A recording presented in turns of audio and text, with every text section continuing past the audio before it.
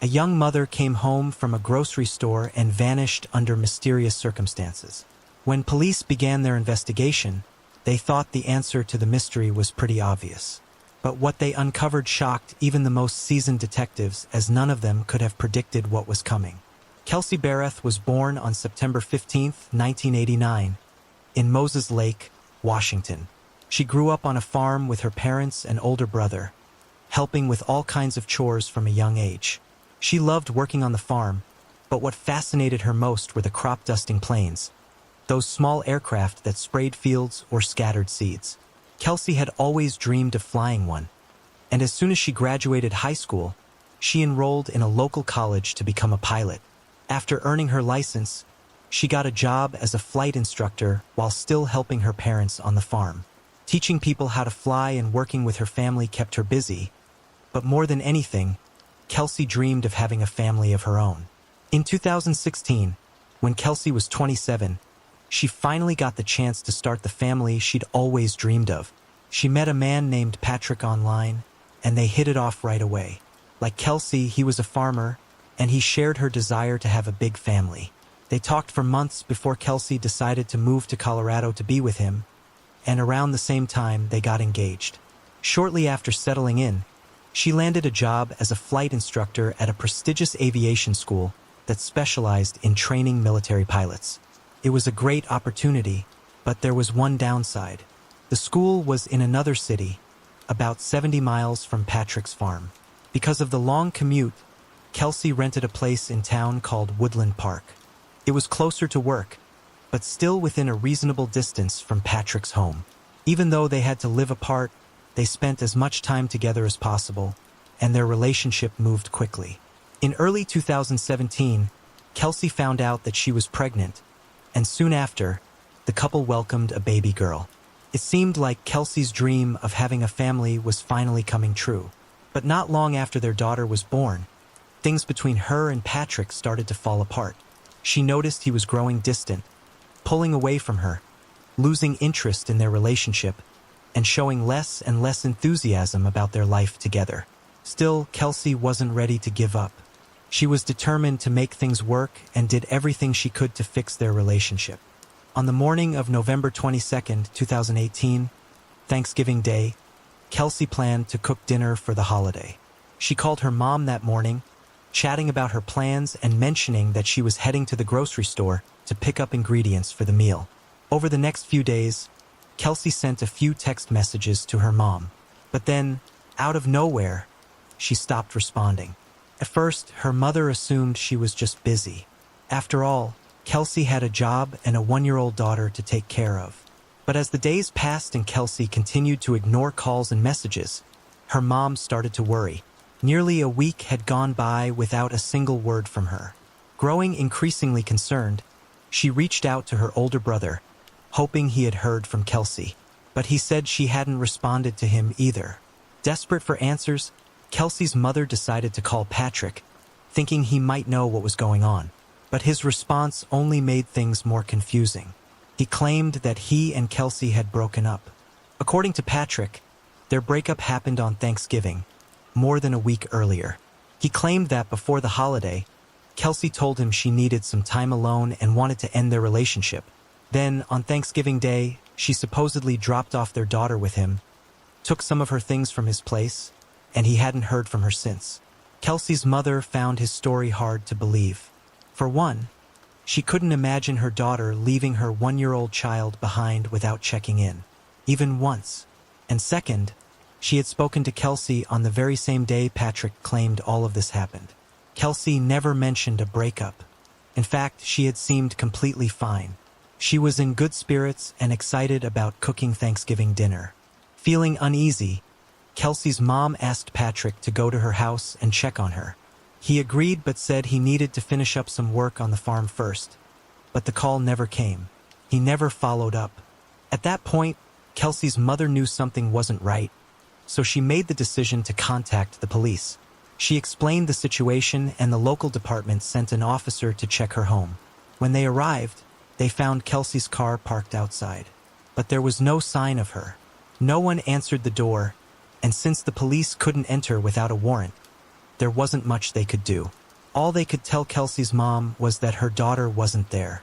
However, officers did speak with Patrick, and he stuck to the same story.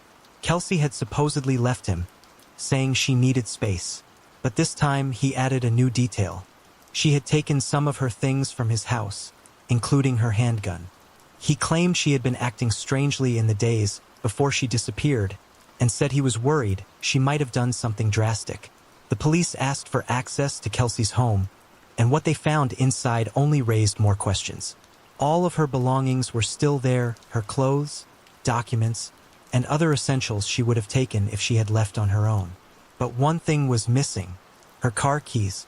Her car was parked outside, yet the keys were nowhere to be found. That didn't make much sense.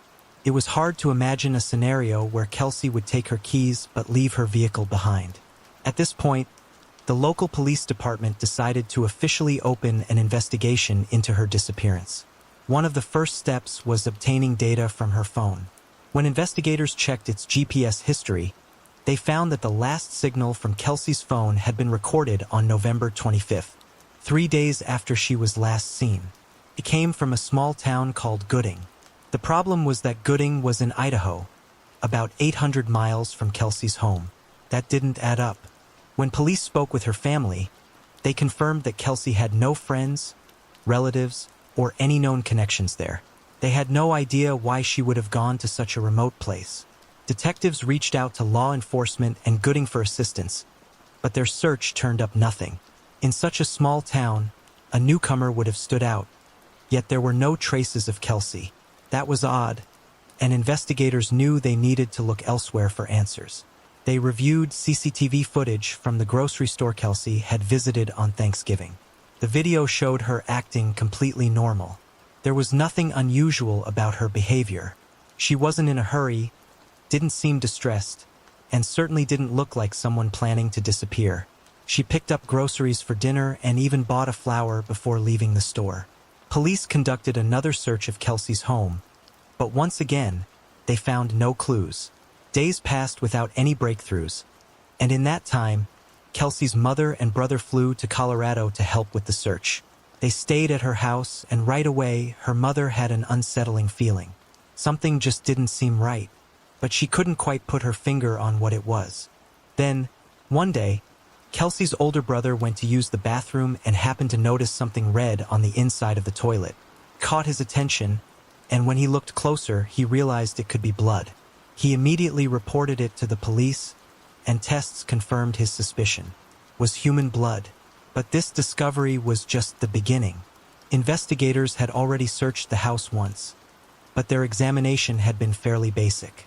This time, forensics decided to use luminol, a chemical that reveals traces of blood, even if it has been wiped away or cleaned to the point of being invisible to the human eye.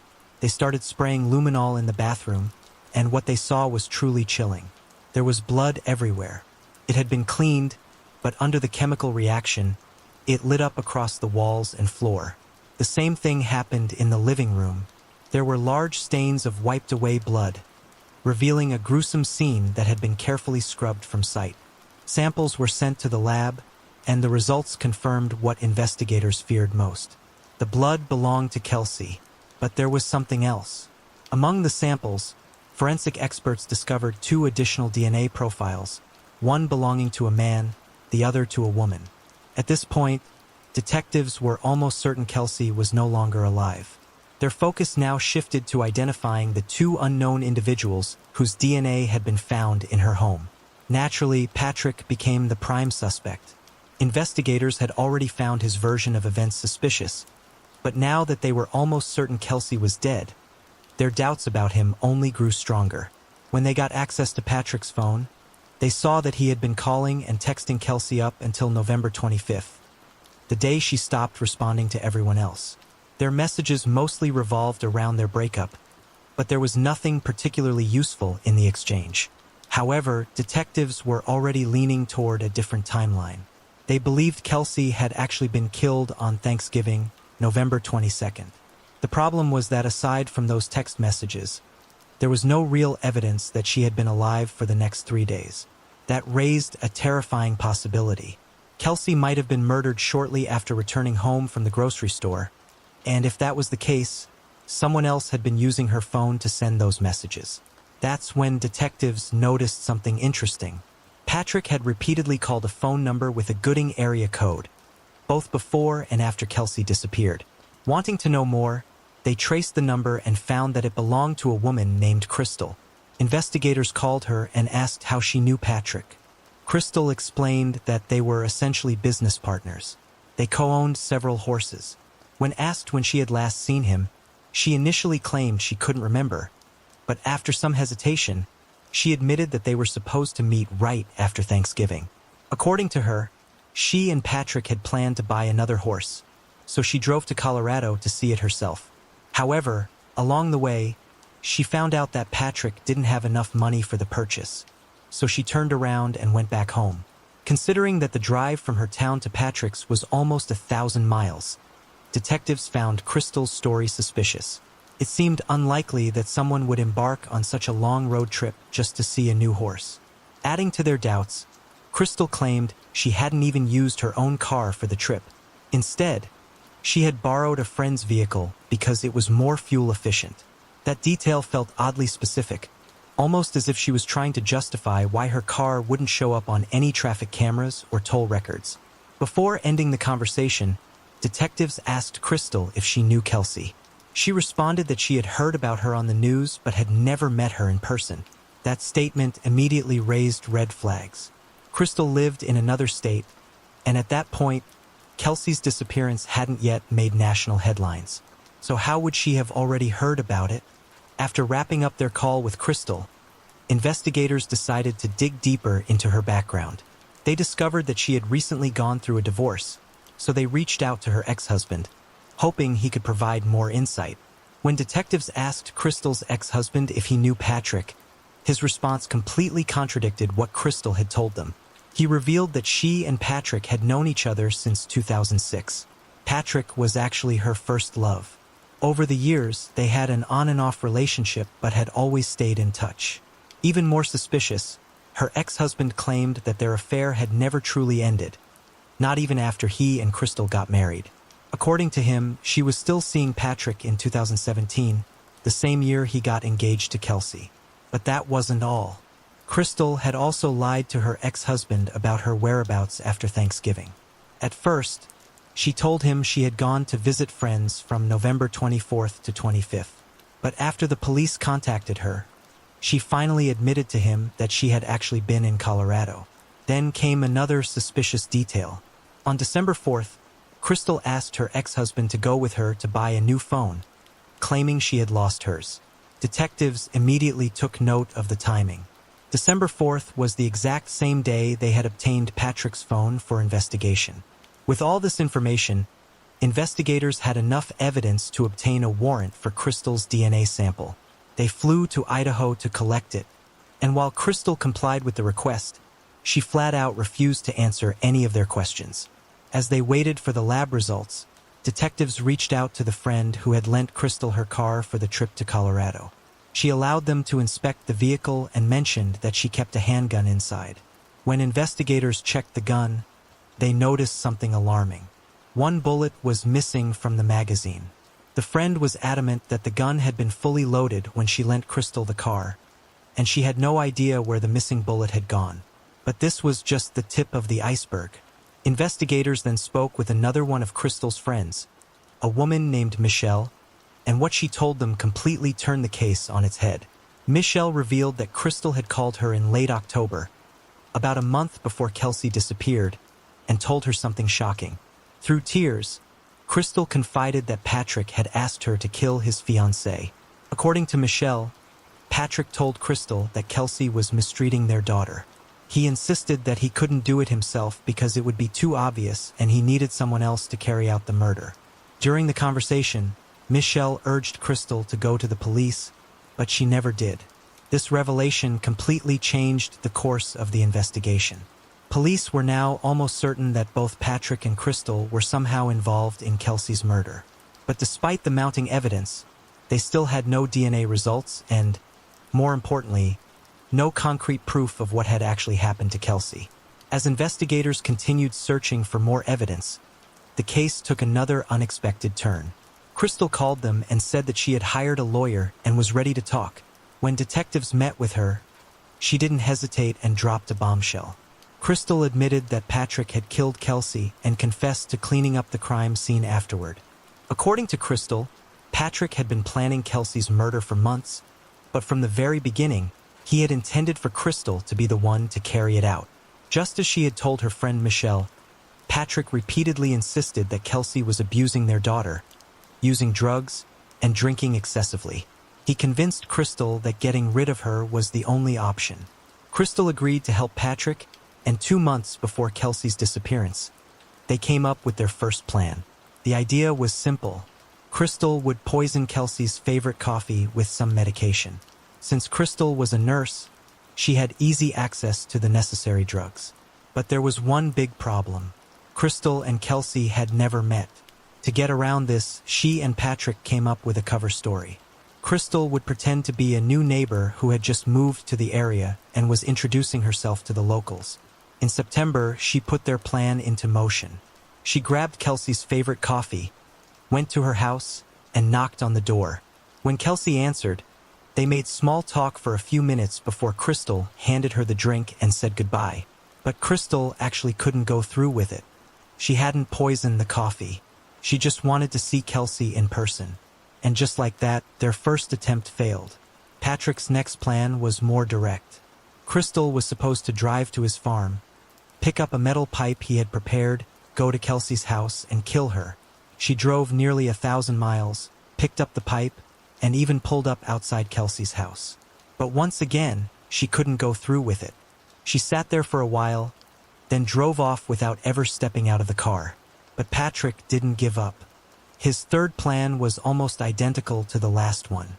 But this time, instead of a pipe, he left a baseball bat for Crystal to use. Once again, she took the long drive, picked up the weapon, and approached Kelsey's house. And once again, she couldn't go through with it. At that point, Patrick realized if he wanted Kelsey dead, he would have to do it himself. According to Crystal, it all happened in the afternoon on Thanksgiving Day. Patrick showed up at Kelsey's house with a twisted plan. He told her he had bought several holiday-scented candles and suggested they play a game.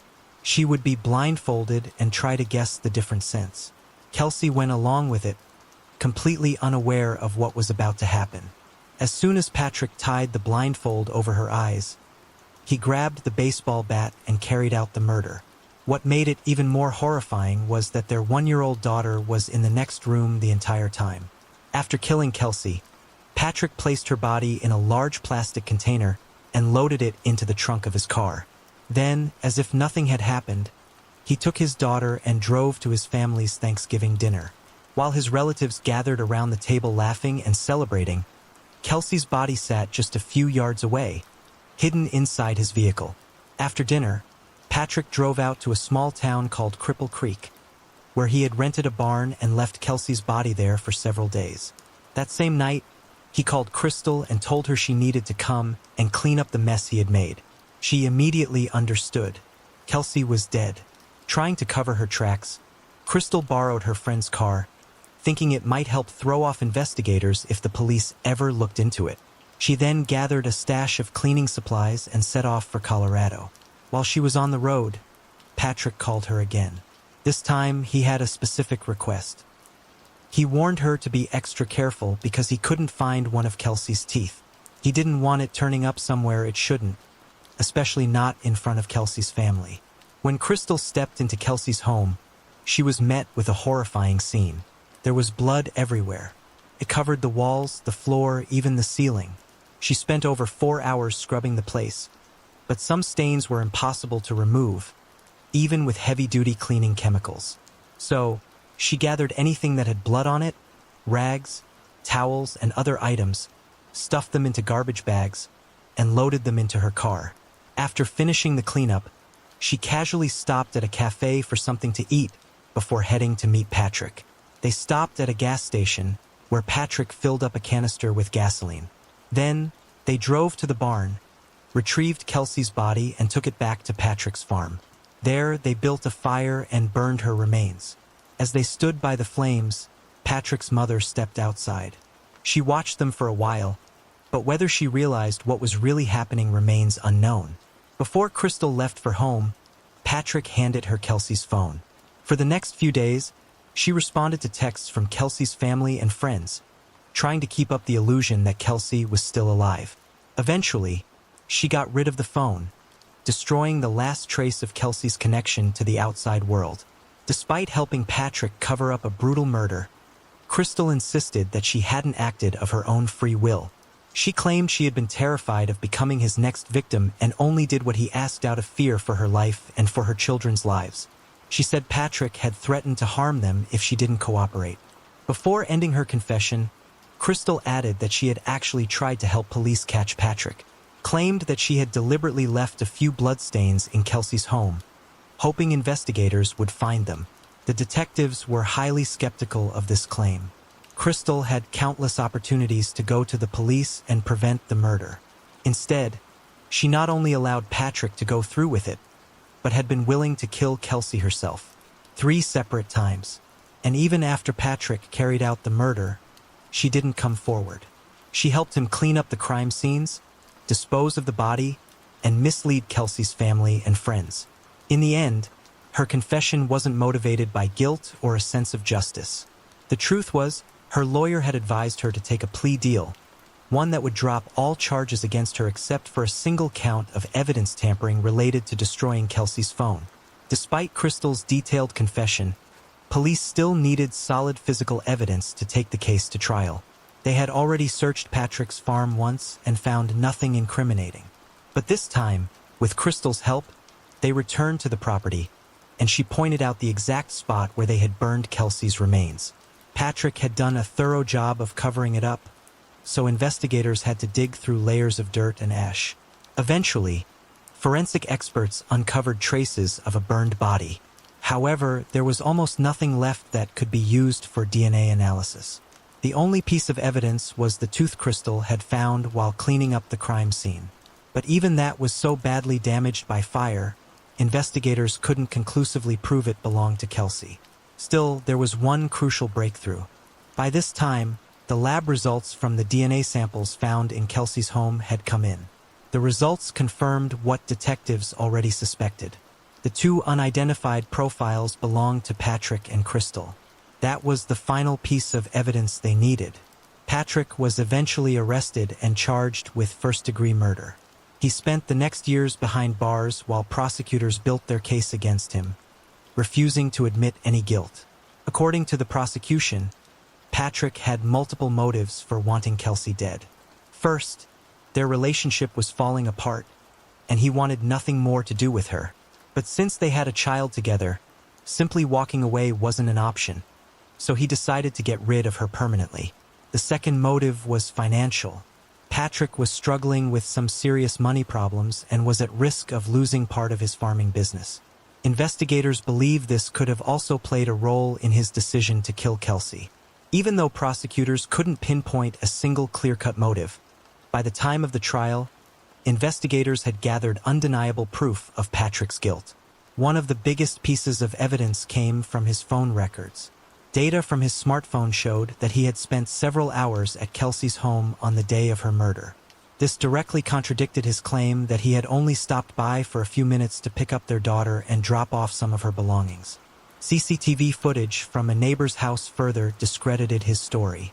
The video showed Patrick arriving at Kelsey's home with their daughter, but instead of leaving shortly after, as he claimed, he didn't come back outside for several hours. Then came another damning detail. After leaving Kelsey's home, Patrick's phone traveled to his farm, but Kelsey's phone moved with him. He hadn't even bothered to turn it off. For the next few days, Kelsey's phone remained near Patrick's, tracking alongside his movements, until he finally handed it off to Crystal, who had used it to send misleading texts before destroying it. On top of all this, detectives uncovered a wealth of surveillance footage linking Patrick to the crime. One camera captured him driving with the large plastic container, the same one he later used to hide Kelsey's body. Another camera at the gas station recorded him and Crystal filling up a gas canister, further confirming their involvement in destroying the remains. Then, during the trial, another disturbing detail came to light. An employee at a mobile carrier store testified that Patrick had come in on the same day police confiscated his phone, asking a very suspicious question. He wanted to know how to remotely wipe all data from a device. But perhaps the most damning testimony came from someone inside the jail. One of Patrick's cellmates revealed that, while awaiting trial, Patrick had made a hit list. On it were 3 names: Crystal, her ex-husband, and Kelsey's mother. He wanted them dead. All of this left no doubt Patrick wasn't just guilty, but he was still dangerous. Given the overwhelming evidence against him, along with Crystal's testimony, the jury unanimously found Patrick guilty of murder. He was sentenced to life in prison without the possibility of parole, plus an additional 156 years. As for Crystal, her plea deal got her an incredibly lenient sentence, just 3 years in prison. But a judge later reduced it to 18 months, with the possibility of early release after only a year. In the end, she served barely any time and has been free for a long time, despite the fact that she could have stopped the crime, but instead, she helped cover it up. On a more hopeful note, Kelsey's family was granted full custody of her daughter, and she has been living with them ever since. In honor of Kelsey's passion for flying, her parents also established a nonprofit that provides support to aspiring pilots, ensuring that her legacy lives on. Share your thoughts on this story in the comments section and don't forget to press the like button.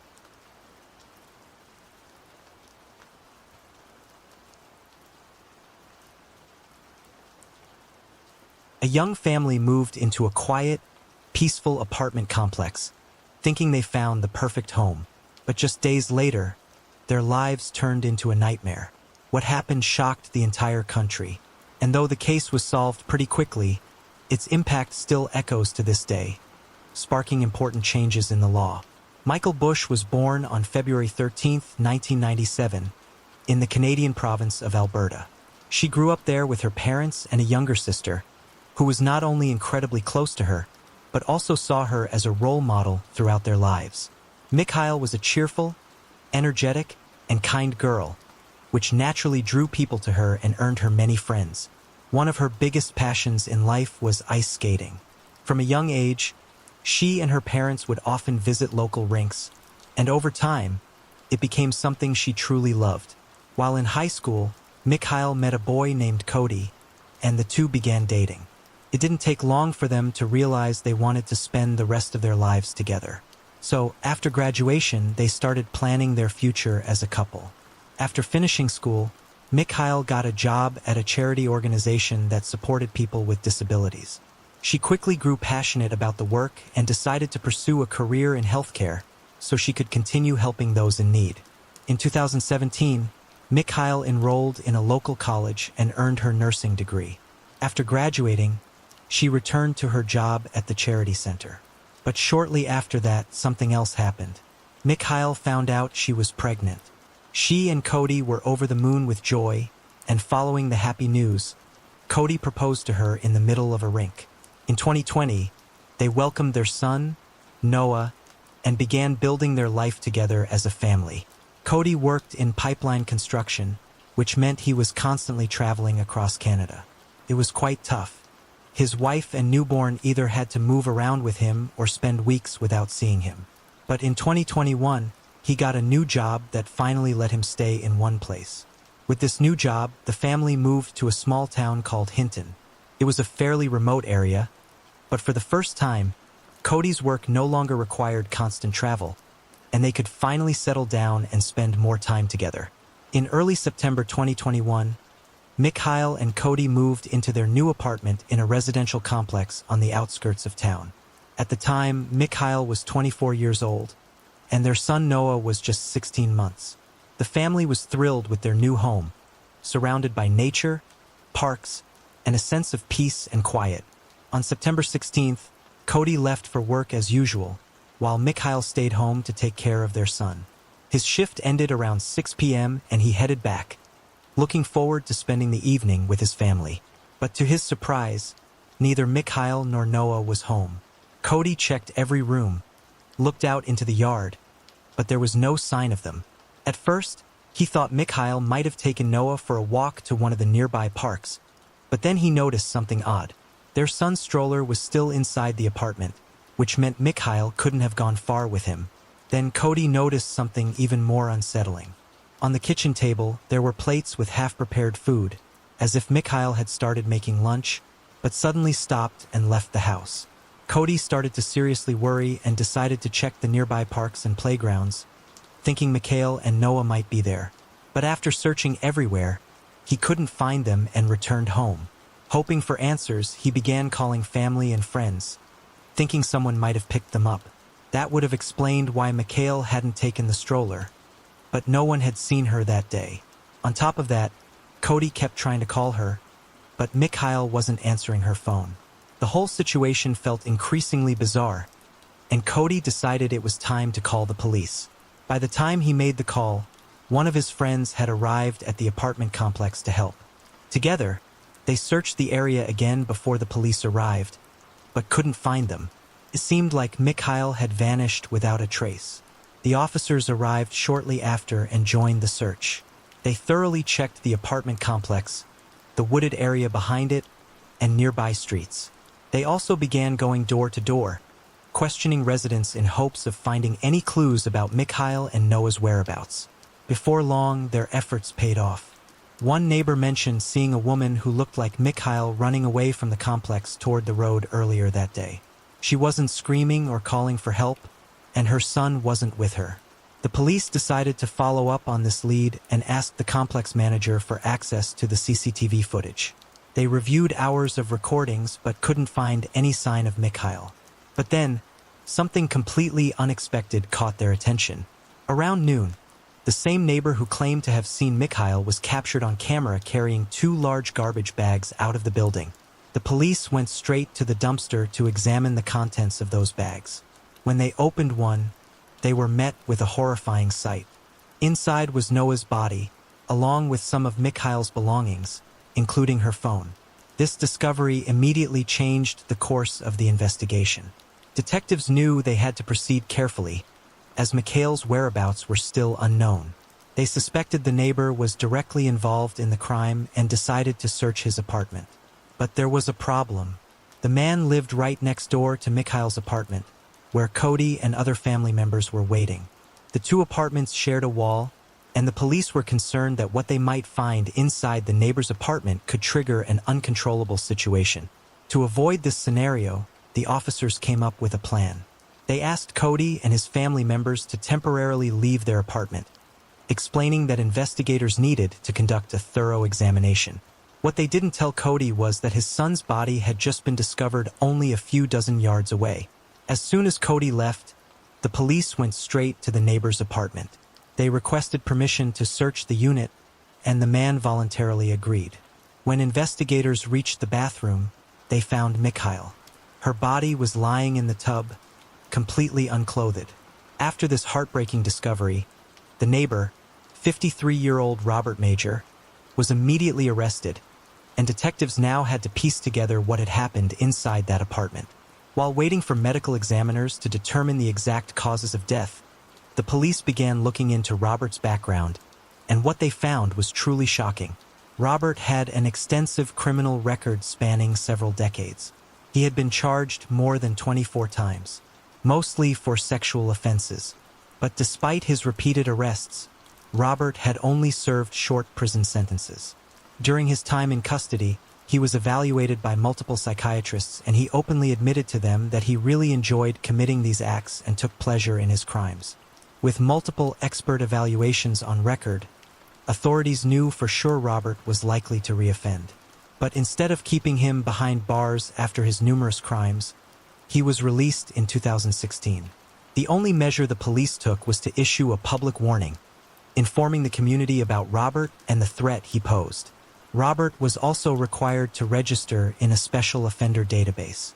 He was banned from living near women, children, schools, or playgrounds, prohibited from leaving his city, which was located about 190 miles from Hinton, and ordered to meet with a police representative on a regular basis. But these restrictions quickly became irrelevant. Canadian law basically removed individuals from the registry and lifted their restrictions if they went a year without committing another crime. Because of this, Robert fell off the radar of law enforcement several years before the tragedy.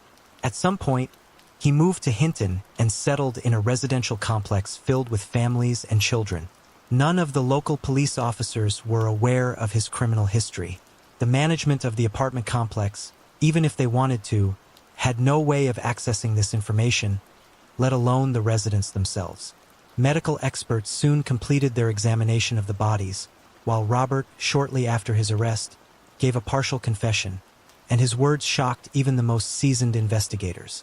On top of that, they managed to gather additional evidence and witness statements that helped piece together the full picture of what happened on that fateful day. That morning, Mikael and Noah went for a walk in the nearby park. When they returned home, the building manager approached Mikael to discuss an issue.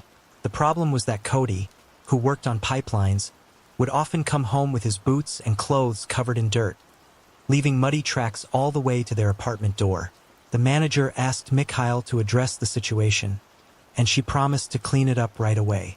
After their conversation, Mikael went back inside, put Noah down for a nap, and started preparing lunch. Around this time, she also called a friend. This friend later recalled hearing a knock at Mikael's door during their conversation, followed by a man's voice. He offered to help clean the hallway, but the friend didn't catch the rest of the exchange.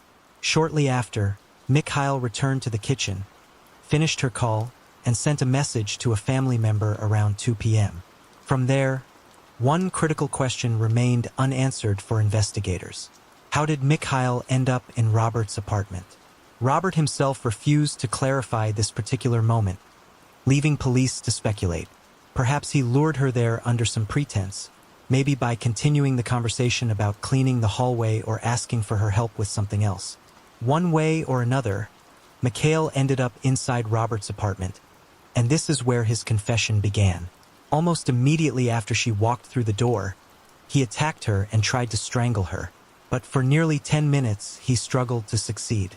In the end, he managed to kill her and then essay her. He then dragged her body to the bathroom before heading to her apartment, where he took Noah and ended his life as well. After committing these horrific acts, Robert placed Noah's body, along with Mikael's clothes and belongings, into garbage bags and dumped them in a container outside the building. It seemed he had no further plan, as Mikael's body was simply left in the bathroom. Although he tried to mislead investigators by claiming that Mikael had run off from the complex, possibly hoping that police wouldn't think to look inside his apartment. As for his motives, they remain unclear. The details of the case, including the full account of his confession, were never made fully public. Investigators shared only bits of information with media, leaving room for speculation. The reason behind Mikael's murder was relatively straightforward. Not only did Robert find satisfaction in causing harm, but he also killed her with the intent of SA. However, Noah's murder was more perplexing. Investigators suggested that Robert may have killed him out of fear that Noah could identify him. Another theory is that Noah woke up and started crying, which may have scared Robert, thinking the noise could draw attention from the neighbors. One way or another, Robert's main motive became crystal clear through his numerous conversations with psychiatrists. He simply took genuine pleasure in harming others, especially those who were physically weaker than him. It's worth noting that even prison didn't stop him. During one of his previous sentences, Robert assaulted a cellmate, which led to additional charges. With news of this case spread across the country, many were horrified, not only by the brutality of the crime, but also by the fact that such a dangerous man had been allowed to live freely. Public outrage grew even stronger when details of what happened during the trial came to light, but more on that later. Robert openly admitted to psychiatrists that he enjoyed committing such crimes, and all of them agreed there was a very high likelihood he would do it again. But despite this, he was released back into society, and eventually, authorities stopped monitoring him altogether. The residents of that complex had no way of knowing about his criminal past either. Even if he had remained on a sex offender registry, the system in Canada works very differently than in the US. In Canada, only law enforcement officials can access the registry, not the general public. This left many Canadians outraged as the laws prioritized protecting the privacy of a predator but failed to protect Mikael and her son. The family had moved into that complex just 15 days before the tragedy, only to become victims of a man who lived literally next door. This devastating injustice pushed Cody and the rest of the family to fight for change. They became actively involved in drafting a new piece of legislation named in Noah's memory. The main goal of the bill was to ensure that repeat offenders are monitored for their entire lives, not just for a short period after their release. The bill also proposed creating a public registry of these offenders so anyone could easily check if someone with a criminal past was living in their area. As for Robert, he didn't deny his guilt, so the trial moved pretty quickly. But before sentencing, his final statement shocked everyone and once again raised the question of why someone like him was ever released. He openly admitted that he should remain in prison for the rest of his life because even he would fear what he might do if he were ever free again. At the same time, he claimed he still saw himself as a good person, despite everything he had done. In the end, Robert was sentenced to life in prison, but there was a catch. He would still be eligible for parole in 25 years. If he lives that long, he'll be 78 years old, and there's no guarantee he wouldn't still pose a threat to others, even at that age. As for the bill the victim's family is fighting for, progress has been frustratingly slow. Despite years of advocacy, the legislation still hasn't been passed, and it's unclear if it ever will be.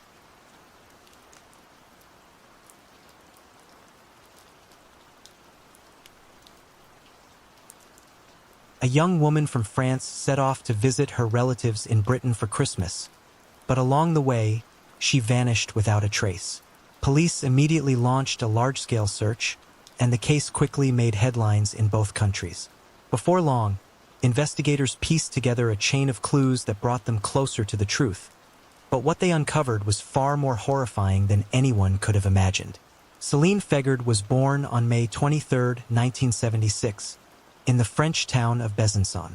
It was a quiet and peaceful place, not far from the Swiss border. Céline grew up in a loving family with her parents, 2 brothers, and a sister. Her dad was a farmer, so she and her siblings spent a lot of time outside, helping him keep the farm running.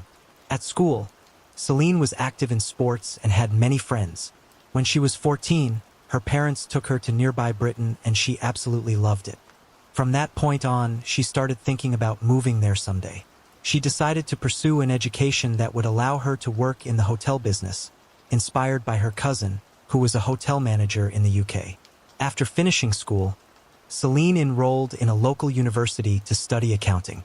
She also continued visiting her cousin in England whenever she could. One summer, he helped her get a job at a hotel, and she spent a few months working there before returning home.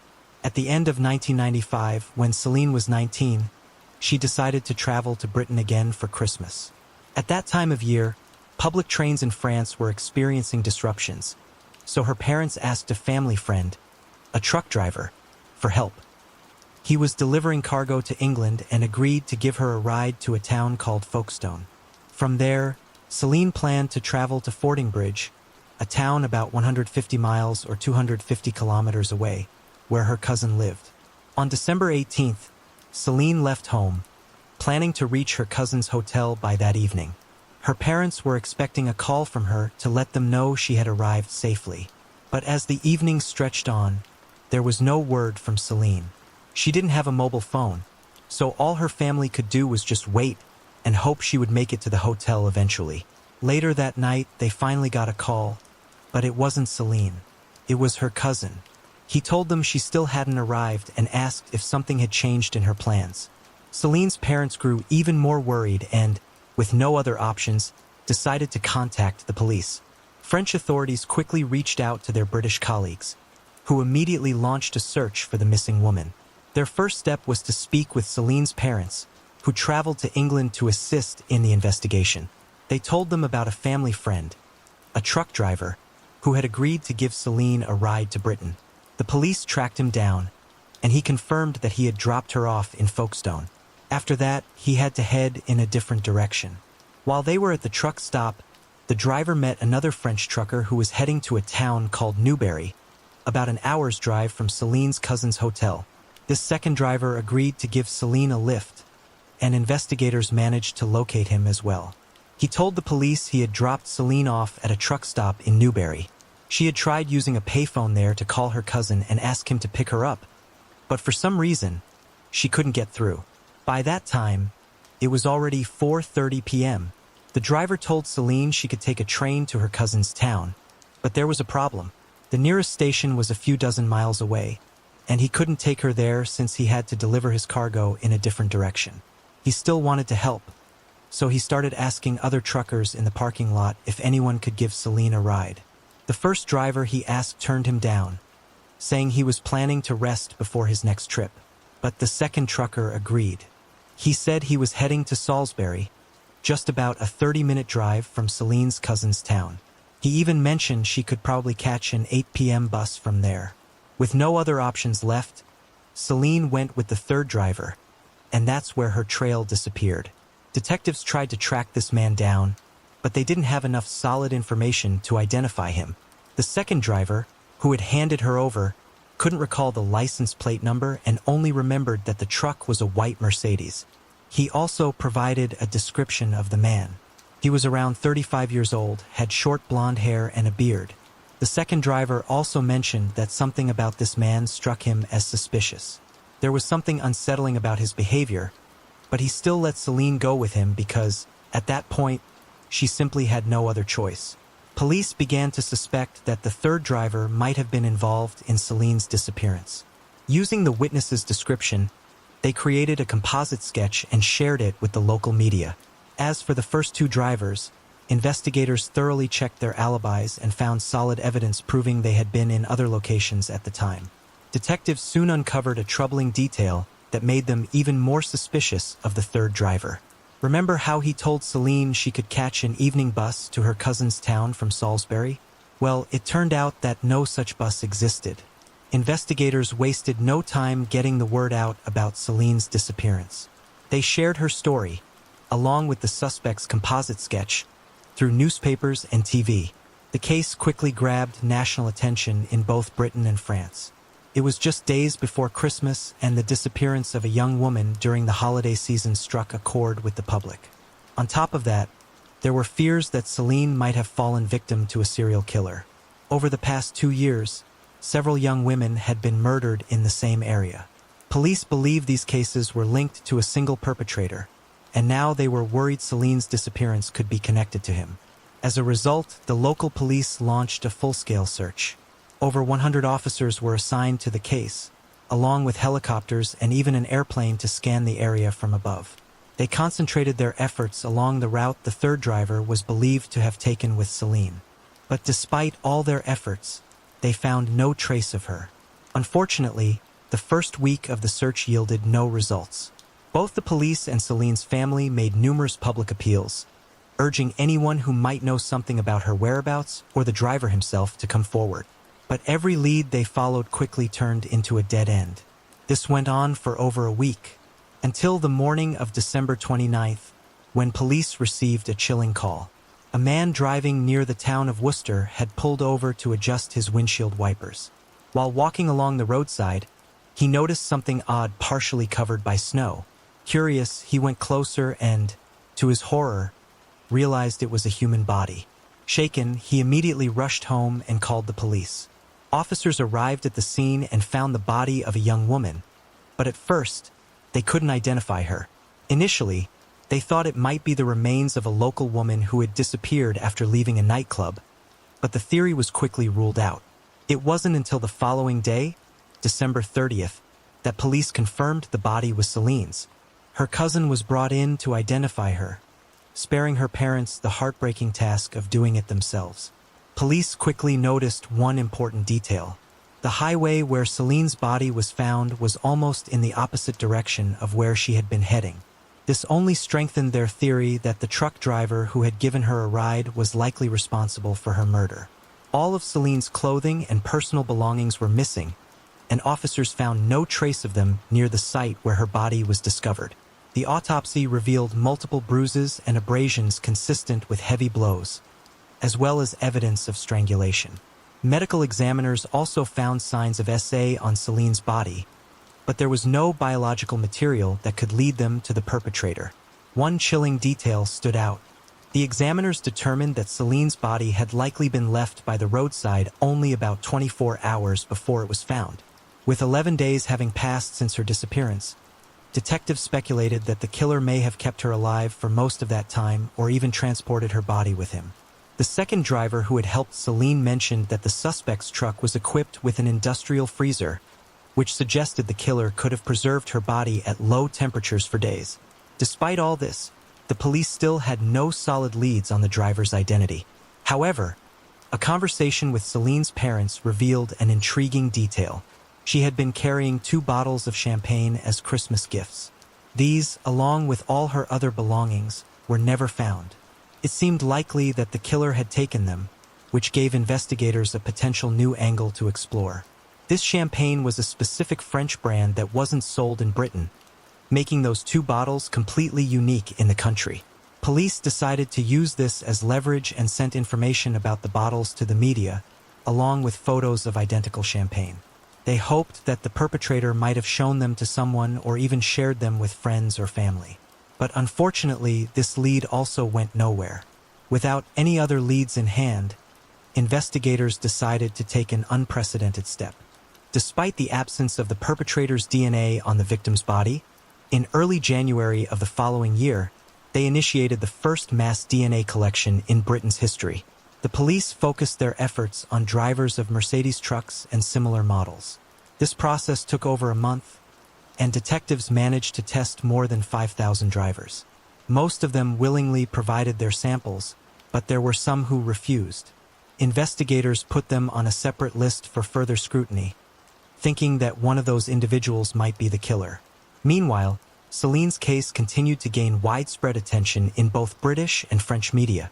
The police received thousands of tips and leads, but unfortunately, none of them brought the detectives any closer to catching the killer. This continued until mid-February, when one tip finally caught the investigators' attention. A man called the police after seeing the suspect's sketch on the news and said it looked strikingly similar to one of his co-workers, a 36-year-old truck driver named Stuart Little. He also mentioned that Stuart drove a Mercedes truck with a refrigeration unit.